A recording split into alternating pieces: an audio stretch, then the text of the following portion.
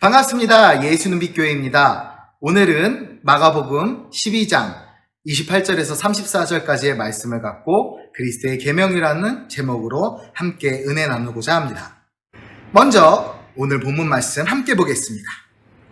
서기관 중 한 사람이 그들이 변론하는 것을 듣고 예수께서 잘 대답하신 줄 알고 나와 묻되 모든 계명 중에 첫째가 무엇이니까? 예수께서 대답하시되 첫째는 이것이니 이스라엘아 들으라. 주 곧 우리 하나님은 유일한 주시라. 내 마음을 다하고 목숨을 다하고 뜻을 다하고 힘을 다하여 주 너의 하나님을 사랑하라 하신 것이요. 둘째는 이것이니 내 이웃을 내 자신과 같이 사랑하라 하신 것이라. 이보다 더 큰 계명이 없느니라. 서기관이 이르되 선생님이여 옳소이다. 하나님은 한 분이시요 그 외에 다른 이가 없다 하신 말씀이 참이니이다.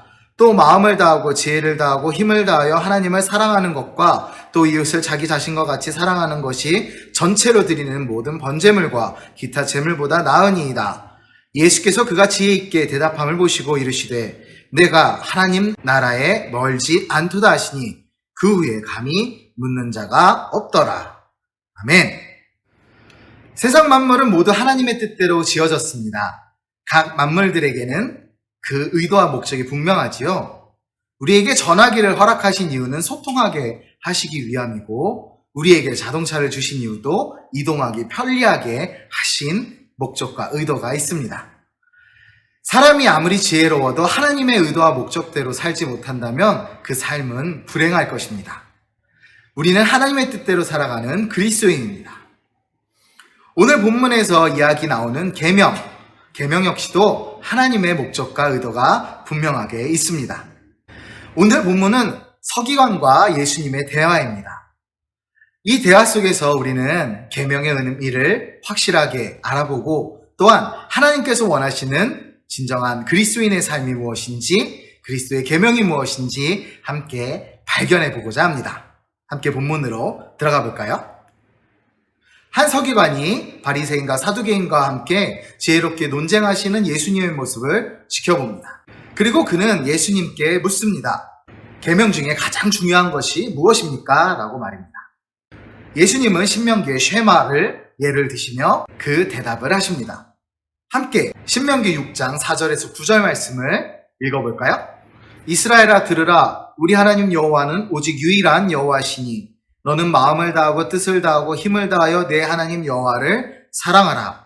오늘 내가 네게 명하는 이 말씀을 너는 마음에 새기고 내 자녀에게 부지런히 가르치며 집에 앉을 때든지 길을 갈 때든지 누워있을 때든지 일어날 때든지 이 말씀을 강론할 것이며 너는 또 그것을 내 손목에 메어 기호를 삼으며 내 미간에 붙여 표로 삼고 또 내 집 문설주와 바깥문에 기록할지니라.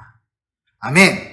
오늘 본문 29절에서 30절까지에 나오는 말씀과 굉장히 유사합니다. 바로 예수님께서 이 신명기 말씀을 인용하셨기 때문이지요. 그런데 여기에 한 가지가 추가됩니다. 바로 이웃사랑이지요. 예수님은 강조하십니다. 사랑에 대해서 말입니다. 가장 큰 계명은 다른 것이 아닌 하나님에 대한 사랑, 이웃에 대한 사랑입니다. 사람이 창조된 목적 가운데 가장 중요한 것은 하나님을 영화롭게 하는 것입니다. 이것을 다른 말로는 찬양이라 하고 또 다른 말로는 바로 사랑하는 것을 의미합니다. 우리가 창조된 목적이 바로 사랑하는 것입니다. 누구를? 예수님을 말입니다. 사람은 자신의 영광을 위해 존재하지 않습니다. 아무리 자신이 잘났다 하더라도 하나님과 같이 영원할 수 없으며 결국에는 죽음으로 인해 천국이든 지옥이든 갈 수밖에 없는 존재입니다. 하나님을 사랑하는 것이 바로 우리 평생 삶의 목표이며 방향성입니다. 그 다음으로 말씀하시는 앞서 언급한 대로 이웃사랑에 대해 예수님은 강조하십니다. 이 세상에 누구도 혼자 살아갈 수 없습니다. 관계라는 것을 맺지요. 이웃과의 관계, 가족관계, 또 때로는 동료관계, 여러 가지 관계 속에 사람들은 살아갑니다. 최근에는 관계의 피로도 때문에 관계를 정리하는 것을 한동안 유행처럼 실천했던 사람들도 있습니다. 관계가 많든 적든 우리는 그 관계를 유지하고 또한 지속적으로 관리할 필요성이 있습니다. 그런데 이 관계에서 가장 중요한 것은 그 사람과 나와의 관계 속에 사랑이라는 아주 중요한 관계성이 필요하다는 것입니다. 사랑이 없으면 우리는 꽹과리 같습니다. 서로 부딪힙니다. 이해하지 못하고 서로 대적하게 됩니다. 하나님 사랑과 이웃 사랑은 결국에는 단 한마디 사랑이라는 단어로 축약돼서 이야기할 수 있으며 이 사랑 없이는 우리는 평생을 살아갈 수 없습니다. 신앙의 출발점과 목적지가 모두 사랑이어야 합니다. 하나님을 향한 믿음은 사랑으로 나타내야 되고 이웃과의 관계는 사랑으로 나아가야 합니다. 가장 큰 계명, 가장 중요한 계명은 바로 사랑입니다. 이제 질문을 던졌던 서기관이 답변을 합니다. 예수님의 말씀을 듣고 그 역시도 지혜로운 이야기를 하지요. 신앙의 핵심은 유일하신 하나님을 사랑하는 것이고 우리는 매일 하나님의 사랑을 실천하는 그리스도인입니다. 바로 그렇기 때문에 우리는 성화의 과정을 거쳐야 합니다. 성화란 거룩하게 됨을 의미합니다. 거룩하게 됨은 결국에 하나님을 경외하는 것이고 하나님을 경외한다는 것은 두렵고 떨리는 마음으로 하나님을 사랑하는 것입니다. 서기관은 예수님의 말씀에 자신의 견해를 첨가합니다. 그것은 사랑이 종교의식보다 중요하다는 이야기지요. 참으로 지혜 있는 대답입니다. 만약 하나님에 대한 사랑이 없이 드리는 질문이라면 그것은 헛된 형식에 불과합니다. 우리가 예배를 한다 하더라도 하나님에 대한 사랑 없이 그저 의식적으로 습관적으로 마지못해 한다면 그것은 예배가 아닌 그저 종교의식일 뿐입니다. 예배는 하나님을 향한 사랑의 표현이니까요. 예수님은 서기관의 대답을 듣고 기뻐하시며 칭찬하십니다. 바로 그에게 하나님의 나라가 멀지 않았다라고 하시지요. 예수님이 이 땅에 오신 이유 무엇일까요? 인간을 구원하시기 위함입니다. 인간이 구원받는다는 것은 하나님 나라에 가는 천국 티켓을 얻는다는 것이지요. 다시 말해 구원은 천국 가는 것입니다. 바로 서기관에게 말씀하신 것이 네가 구원받을 수 있다, 네가 구원받았다라는 예수님의 선포입니다. 어떻게 이렇게 칭찬받을 수 있었을까요? 서기관은 바로 그는 하나님이 유일하신 하나님이시며 또한 사랑 없이는 아무것도 의미가 없다는 그 사실을 알고 예수님의 말씀에 경청했기 때문입니다.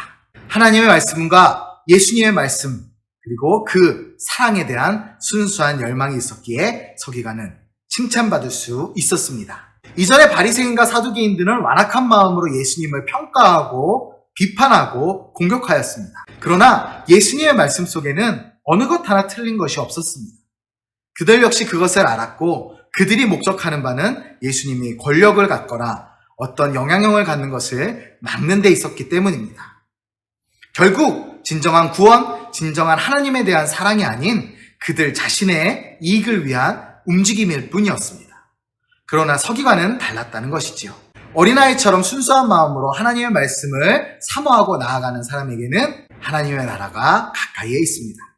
복음의 진리가 악한 밭, 곧 길가나 돌밭이나 가시나무 밭이나 그런 곳에 떨어지는 것이 아니라 아름답고 풍성한 열매를 맺을 수 있는 좋은 땅에 떨어져야 하는 것.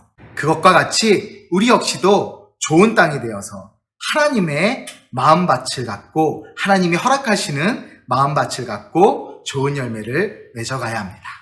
그 열매의 이름이 바로 사랑입니다. 사도행전에 보면 베레아에 있던 사람들이 데살로니가에 있던 사람들보다 더 놀라운 하나님의 역사를 경험했다는 기사가 있습니다.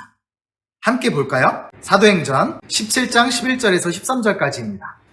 베레아에 있는 사람들은 데살로니가에 있는 사람들보다 더 너그러워서 간절한 마음으로 말씀을 받고 이것이 그러한가 하여 날마다 성경을 상고함으로 그 중에 믿는 사람이 많고 또 헬라의 기브인과 남자가 적지 아니하나 데살로니가에 있는 유대인들은 바울이 하나님의 말씀을 베레아에서도 전하는 줄을 알고 거기도 가서 우리를 움직여 소동하게 하거늘. 그렇습니다. 하나님의 말씀을 사랑하고 사모하는 것 그리고 그 안에서 종교적 허울이 아닌 하나님의 진정한 사랑을 실천하는 것이 우리가 나아가야 할 길입니다. 세상에서는 우리를 가리켜 그리스도인이라 합니다. 그리스도인은 그리스도의 도를 따라가는 사람이지요. 그리스도의 도를 따라가는 사람에게는 절대적으로 지켜야 될 두 가지가 있습니다. 바로 하나님 사랑, 이웃 사랑입니다. 우리가 잘 알고 있는 10계명, 이 10계명 역시도 1에서 4계명까지는 하나님에 대한 사랑을, 5에서 10계명까지는 이웃에 대한 사랑을 말씀하십니다. 하나님의 말씀을 경청하고 그 말씀을 마음에 새기며 그 계명을 따라 살아가는 사람에게는 하나님이 놀라운 은혜로 함께 하십니다. 우리의 삶은 결코 길지 않습니다. 짧은 우리의 삶 속에 이 세상에 하나님의 사랑을, 정말 아름다운 하나님의 사랑을 전하고 실천하고 이웃을 섬기며 더 칭찬받는 그리스도인으로 승리하길 소원합니다. 바로 그것이 우리가 따라야 할 그리스도의 계명입니다. 감사합니다.